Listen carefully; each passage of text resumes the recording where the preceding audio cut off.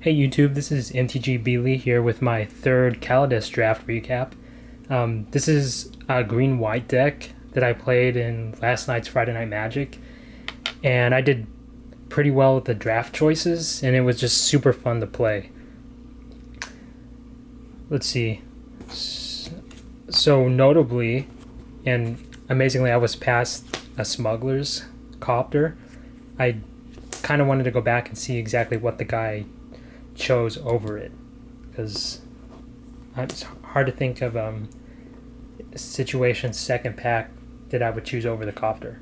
But anyways, I got this, so you could potentially go second turn Smuggler's Copter, followed by Renegade Freighter, Aether Storm Rock, and then also Multiform Wonder, which is just an amazing card that I had a chance to play out right here.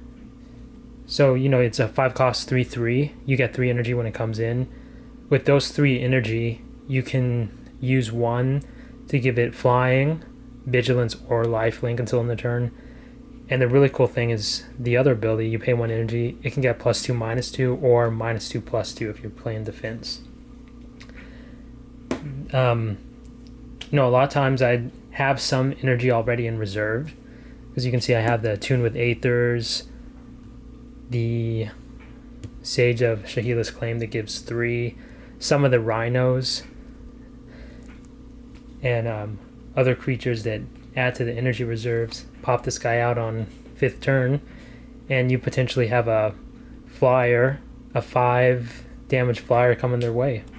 So it just kind of puts them on the clock, and then that's a real threat if you can play it. Let's see here. So I ended up drafting 17 creatures here, 5 removal and 17 lands. I'm just used to playing 18 lands because I drafted BFZ a lot when it had the landfall mechanic, and I'm just kind of getting over that. So I'm going down 1 land to 17 now, and that did make a difference with the mana flooding that I tended to get with this set. So with the 5 removal, I got 2 really great removals in green, which you don't think as a removal, but that's Nature's Way here. And also, I got 1 Hunt the Weak. They're similar in a way. Nature's Way, the creature that you're targeting isn't actually dealing the damage, so you can't use Death Touch, for instance, of a Cobra on Nature's Way, but you can do that with Hunt the Weak, which I've used several times just for a trade. So there's that. I rate those 2 green removals pretty highly. As a removal, I also count anything that has a pacifying effect, like these Revoke Privileges. I consider that a removal too when you're playing white. So let's see. And when I draft, I try to think early, mid-range, and then late game.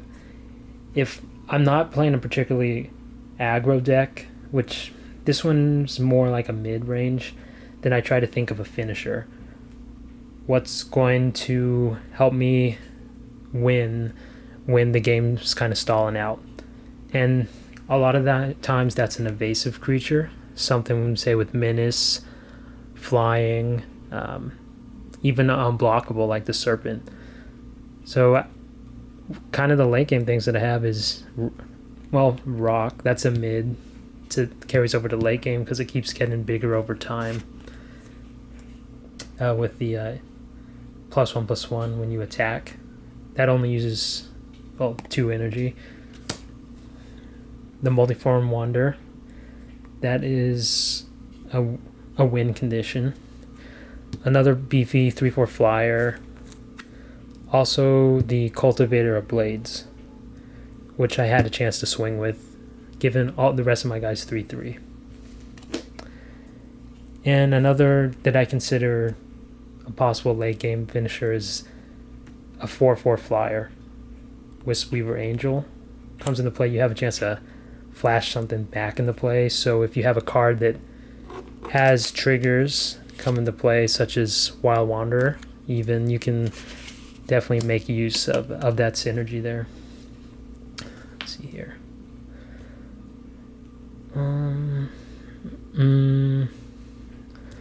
Trying to think of any interesting interactions that happened.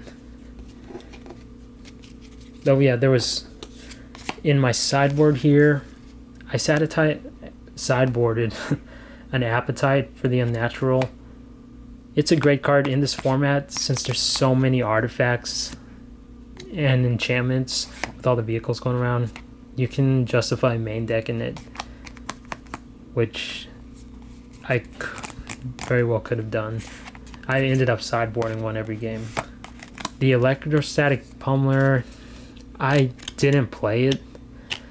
At first I thought it was decent, but I'm not, only in the right situations. If you don't have the pumps to go along with it, such as the green 2-cost, give your creature 4/4, and it's just kind of a subpar card in my opinion, because you're just looking at a 3-cost 1/1. You pay 3 energy, it'll be a 2/2. That's not too great by itself. That's why I chose not to play it. Yeah, Thriving Ibex is a good card. I just chose to have other 4-drops in its place, like Pima Outrider. Okay, so that's kind of my draft analysis. Now I'm going to do the first pack, first pick here.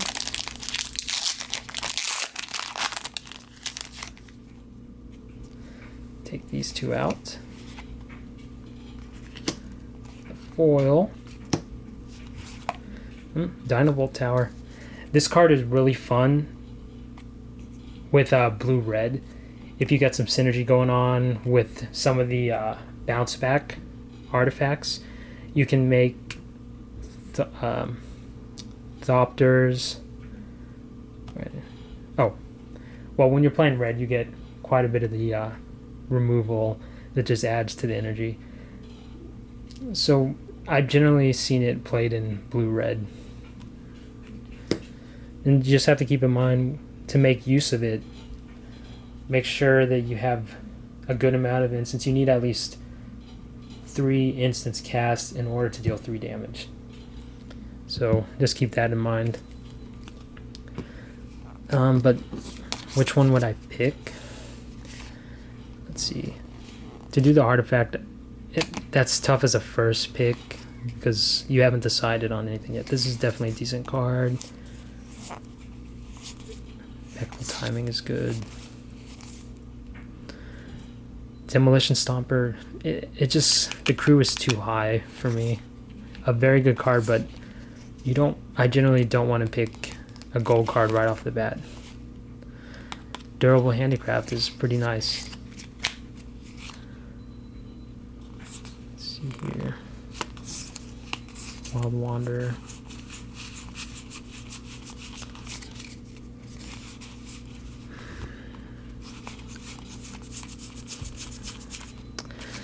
Well, in this pack, I would narrow it down to Impeccable Timing or Wild Wanderer. Since it's the very first pick, I would probably go Wild Wanderer because that would leave me open. If I choose to do multiple colors, I have a land fetch option, and green is just really solid. If this was a later pack and I was going blue-red, I would consider Dynavolt Tower. There. Okay. So I'm going to roll the dice. I have 4 subscribers now. So to give out this pack, I'm going to roll a dice and the winner will get it. I will mail it to them. So if it's a 1, it'll be for Joseph, 2, Gator, 3, AinoraZ, and if it's a 4, it'll be for a subscriber that I don't know who it is. They're anonymous at the moment. So if it does land on a 4, just send me a message so that I can know who to send it to. Okay, so roll this. Cards keep falling. Slippery. Okay. 3. Okay, it'll go to AinoraZ. Congrats, Ainora. Just send me a message and I can ship it out to you. And Joseph and Gator, the packs should be on the way over to you for the previous ones. Okay, well, I gotta go here. I'm about to try my hand at the Kaladesh pre-release. I didn't have a chance to go to the paper one because I had to work today, so I'm gonna give the MTGO one a chance. Okay, well, thanks for watching and stay tuned later on. All right, take care. See ya.